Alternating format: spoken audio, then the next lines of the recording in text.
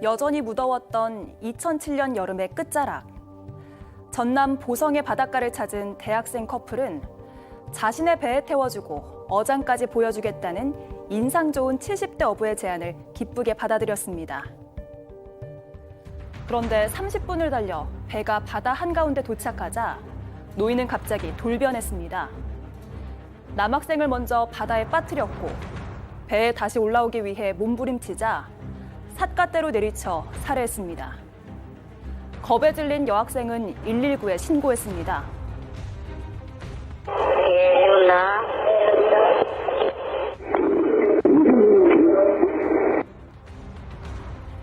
그러나 내용을 알아듣긴 어려웠습니다. 안타깝게도 이틀 뒤 여학생은 시신으로 발견됐습니다. 경찰은 대학생 커플이 추락사한 걸로 판단했지만 얼마 후 이곳 앞바다에선 여성 2명의 시신이 또다시 발견됐습니다. 오늘 사건 연구소에선 1.2초의 단서, 70대 어부의 연쇄살인 사건을 짚어봅니다. 자, 다들 아시는 보성 어부 살인 사건입니다. 보성 어부에 의해서 이름도 그냥 전 얘기하겠습니다. 오종근이죠, 오종근. 이미 다 공개가 될 대로 된 이름이니까요. 지금 복역 중입니다. 자, 이수진 기자, 20대 남녀 4명이 살해된 정말 저도 당시에 기자가 막 됐던 때여서 정말 이 사건을 생생하게 저는 기억을 하고 있는데 당시 사건 개요부터 좀 설명을 해주시죠. 네, 이 일이 맨 처음에 터진 건 2007년 8월 31일인데요. 연인 사이였던 20대 남성 김모 씨가 20대 여성 추모 씨와 70대 어부의 배를 타고 이제 갔다가 살해되는 사건이 발생했습니다. 그런데 한 달도 지나지 않아서 사건이 또 발생했는데요. 20대 여성 조 씨와 안 씨도 이 어부의 배를 탔다가 숨진 채 발견이 됐습니다.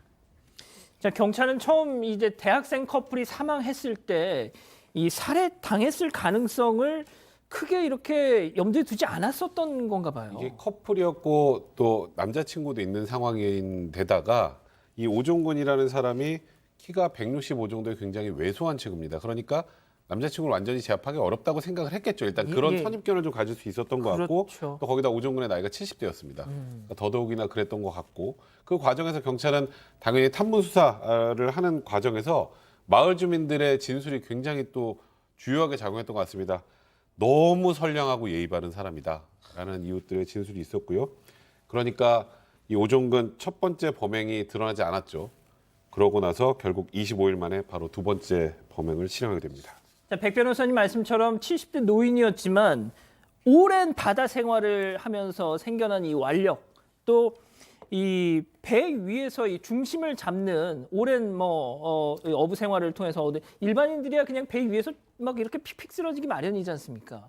자, 그런 또 힘이 있었던 거죠. 자, 그런데 경찰이 이제 두 번째 범행이 일어난 후에 오종근을 특정해서 검거를 했죠. 저 조용한 어촌 마을에서 학생들 4명이 한 달 사이에 숨졌다라는 게 이게 보통 일이 아니지 않습니까? 그런데 공교롭게도 다 50배를 탔다라고 지목을 하니까 그 배를 수색을 해보니까 학생들의 소지품이 다 배에서 나왔던 겁니다. 당연히 이거는 이 사람이 살해를 했다라고 그렇게 추궁을 했는데 극구 부인을 하는 거예요. 증거 어딨냐 이런 식으로 나오는 거죠. 예. 자, 20대 남녀 대학생 커플을 살해하고 25일 지나서 추가 범행을 저질렀던 건데, 추가 범행을, 그러니까 1차 범행이 성공을 하고 나니까 자기 스스로도 야, 이거 되겠다라고 생각을 해서 2차 범행이 이어졌던 걸까요? 통상 이제 이런 범행을 처음 시작하기 어렵지 한번 하고 나면은 눈치를 보다가 자기 행동이 이제 드러나지 않을 것 같다라고 하면 다시 하는 것이 일반적입니다.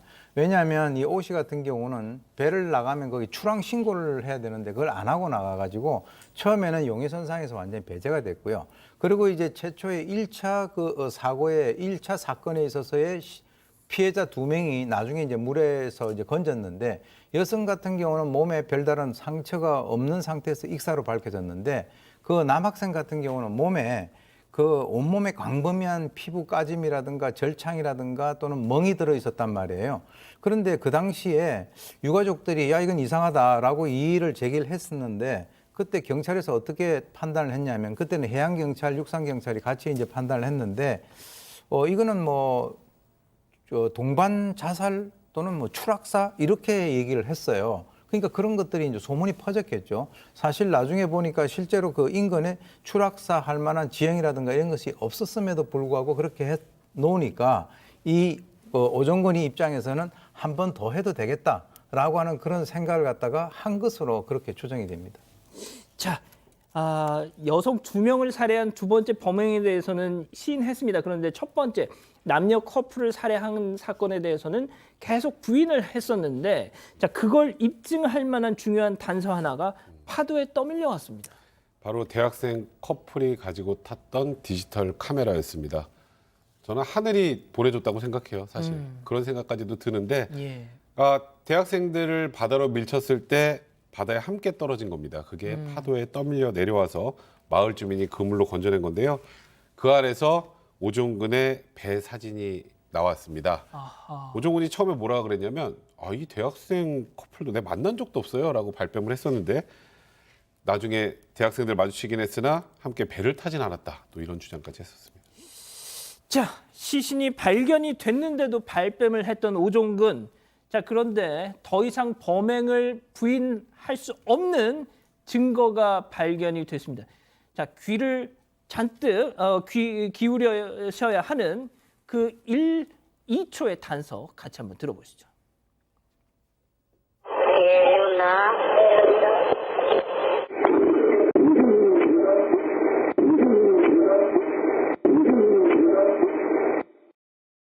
자, 교수님, 어디서 무전이야? 라는 그 음성이 아주 뭐 희미하게나마 들립니다. 그러니까 이제 피해자가 자기 어떤 그 도움을 요청하는 그 전화상에서 녹음이 돼 있는 119 녹음이 돼 있는 그 상황에서 이제 그 주목을 하는데 저걸 처음에 들으면 무슨 소리인지 잘 몰라요. 근데 자세히 여러 번 들어보면은 어디서 무슨 질이냐라고 하는 것을 굉장히 짧게 얘기를 합니다. 근데 저 때가 2007년도였거든요. 지금으로부터 15년 전인데 그렇다면 저 당시에 휴대폰 통화를 하는데 옆에서 무선을 하느냐, 무전을 하느냐 이런 식으로 얘기를 하는 것은 두 가지예요. 첫째는 연령이 상당히 많은 사람이다. 보통 예. 젊은 사람들이 휴대폰 하는데 너 어디서 무선질하고 있냐 이렇게 얘기는 하지 않지 않습니까? 예. 두 번째는 이 무선이라고 하는 무전이라고 하는 이런 용어를 쓰는 것은 주로 뱃사람들이 사용을 한단 말이에요. 그래서 이제 거기에 주목을 해가지고 경찰이 이것은 또 이제 뭐 이 시신들이 발견된 것은 전부 다 바다에서 떠올랐기 때문에 그 사람들이 바다에서 어떤 피해를 당했다 이렇게 생각을 갖다가 하는 것이고요. 또 이 사람이 70세라고 하더라도 일단 자기 배에 들어가면 뭐 배멀미 나가지고 막 흔들거리는 20대보다도 이 당연하죠. 사람이 훨씬 더 거기서 힘을 발휘할 수 있다라고 하는 그런 측면에서 그렇죠. 충분히 이제 범행이 가능했던 것으로 보입니다.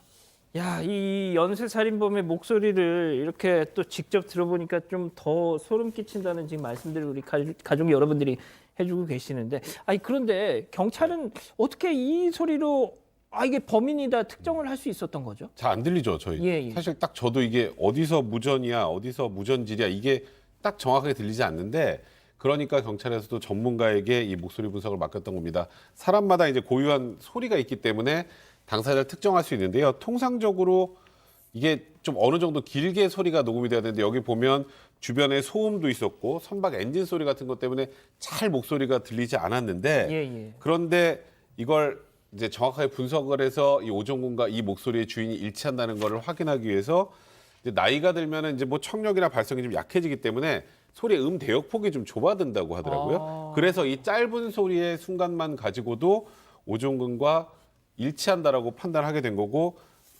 이 성분 분석 결과를 통해서 이 오종근의 범행을 입증하게 된 겁니다. 자, 양 변호사님 결국 진짜 궁금했던 건 저도 당시에 도대체 이게 뭐지 싶었던 것이 취재를 하면서 70대 정말 이 촌노 어부가 왜 젊은 남녀 4명을 살해를 하느냐. 그것도 해상에서 말이죠. 정말 믿어지지 않는 변명을 주장을 합니다. 뭐라고 했냐면 자기는 배 태우기 싫었다라는 거예요. 근데 공짜로 자꾸 배에 태워달라고 졸랐다라는 것이고 배에 타고 난 뒤에는 이런 얘기를 합니다. 오종근이.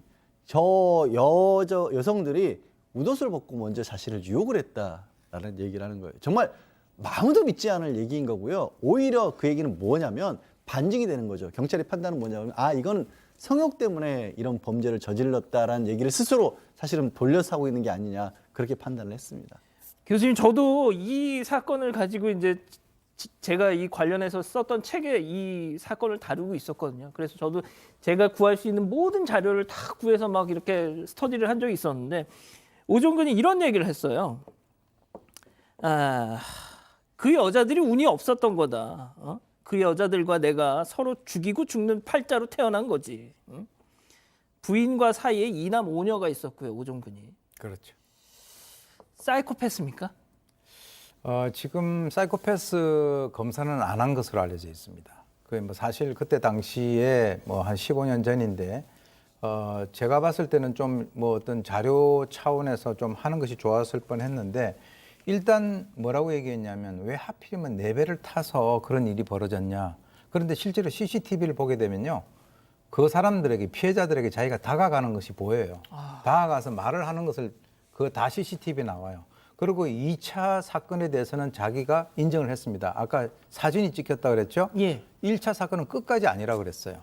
아니라 그러다가 나중에 이제 프로파일러가 투입이 되고 날 때는 자기가 갑자기 거기서 쓰러지면서 나같이 늙은 사람이 어떻게 젊은 사람을 그렇게 하겠느냐 이런 식으로 또 흥감도 들고 그러니까 공감 능력이 부족하거나 거짓말을 아주 일상화하거나 책임을 피해자에게 돌리거나 또는 성에 집착하거나 후회라든가 죄의식이 결여돼 있다라고 하는 그런 측면에서는 이 사이코패스가 가지고 있는 여러 가지 어떤 특성들을 가지고 있는 것으로 보이는데 지금 현재 어떻게 보면은 이 사람이 지금까지 살아 있으면서 과연 후회를 하거나 죄책감을 가지고 있을까라고 하는 그 점에 있어서는 퀘스천 마크입니다.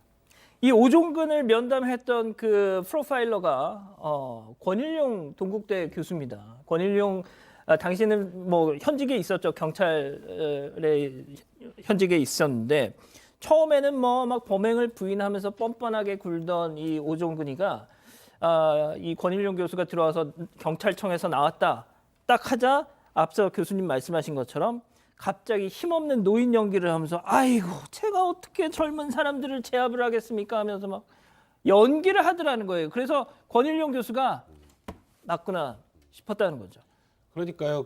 사실 본인이 어떻게든 그 상황을 모면하겠다고 그런 행동까지 한 건데 그래서 조금 전에 말씀하셨던 것처럼 본인의 그냥 그 욕구를 충족시키기 위해서 정말 말도 안 되는 행동을 하고 그걸 끝까지 변명하면서 반성하는 모습 보이지 않았기 때문에 일단 그 당시에 검찰에서 사형 구형했고요. 1심에서 사형 선고했습니다. 근데 이제 항소심에서 좀 황당하게 사형제가 위헌이다. 그래서 위헌법률 심판 재청을 신청을 했고 일단 재판부에서는 이 사형제도라는 것에 관련해서 위헌 여부가 계속 논란이 됐기 때문에 헌법재판소로 가져갔습니다만 결국 당연히 헌법재판소의 사형은 합헌이 나왔고요. 대법원에서 상고를 기각해서 사형이 선고가 돼서 확정이 됐는데 아직까지 살아 있습니다. 다 아시는 것처럼 우리나라가 사형 집행을 하지 않기 때문에 가끔 이런 범죄를 보면 사형 집행을 하지 않는 것이 맞는가라는 그런 회의도 들긴 합니다. 예. 알겠습니다.